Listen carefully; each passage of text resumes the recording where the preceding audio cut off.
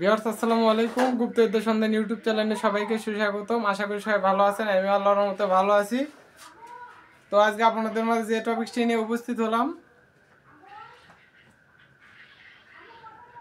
এটা হলো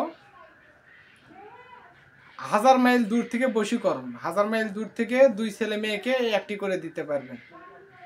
তো আপনার খেয়াল রাখতে হবে, আমাবস্যা পূর্ণিমাতে যে ব্যক্তি মারা যায়, আমাবস্যা পূর্ণিমাতে যে ব্যক্তি মারা যায় তার কবরে আমাবস্যা রাতে মন্ত্র পাঠ করতে হবে এবং তসবিহ ধরতে হবে।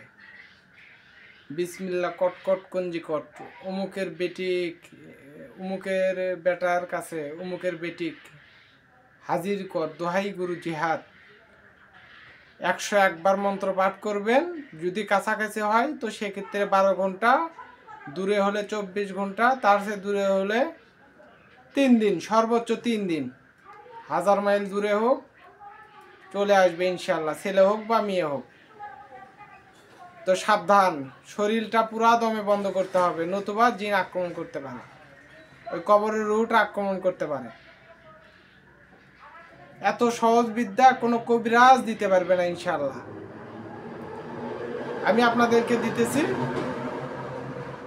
আপনার নাম যশ খ্যাতি টাকা পয়সা ইনকাম করুন। আসসালামু আলাইকুম।